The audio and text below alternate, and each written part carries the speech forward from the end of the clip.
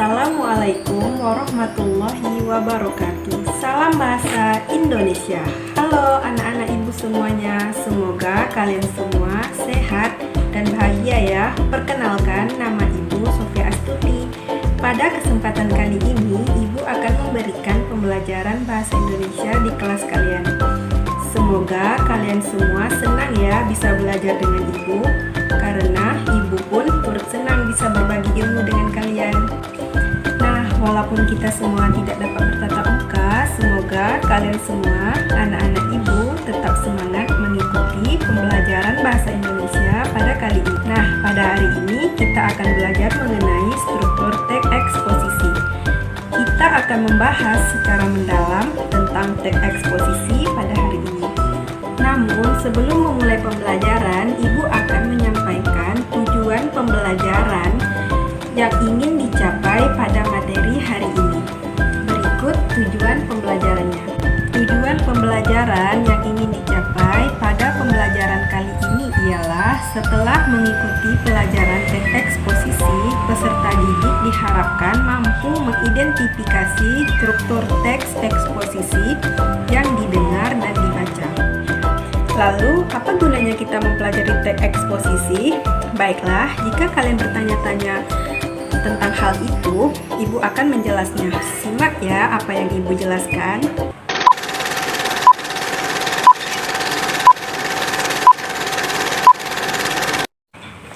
Nah, perlu kalian ketahui anak-anak, belajar mengenai teks eksposisi itu penting. Mengapa? Karena teks eksposisi memiliki struktur teks yang berbeda dengan jenis teks yang lain.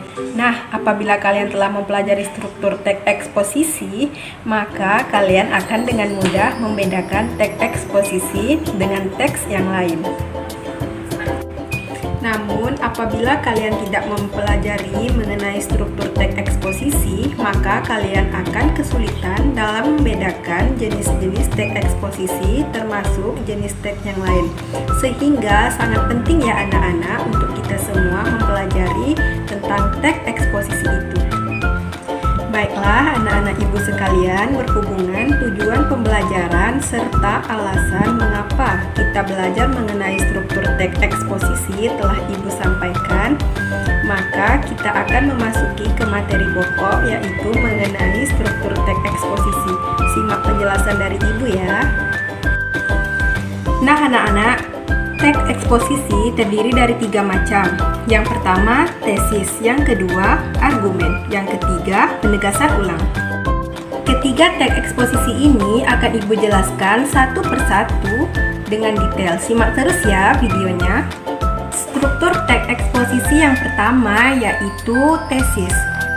Tesis merupakan pengenalan isu, masalah, ataupun pandangan penulis secara umum tentang topik yang akan dibahas. Di bagian ini juga bisa disebut sebagai bagian pembuka karena letaknya yang ada di awal paragraf. Nah, struktur yang kedua adalah argumen. Argumen merupakan kelanjutan tesis yang berisi tentang pendapat atau argumen penulis yang berguna sebagai penjelasan dari bagian tesis atau pembuka yang dijelaskan sebelumnya. Pada bagian ini juga berisi mengenai fakta-fakta untuk memperkuat argumen-argumen penulis. Struktur yang terakhir adalah penegasan ulang. Penegasan ulang merupakan bagian penutup dari teks eksposisi berupa perumusan kembali secara ringkas. Dikatakan bagian penutup karena terdapat pada paragraf terakhir. Penegasan ulang ini berfungsi untuk memperkuat pendapat yang diungkapkan sebelumnya dengan menggunakan kalimat yang berbeda. Baiklah, sekarang ibu akan memberikan contoh mengenai struktur teks eksposisi. Berikut contohnya.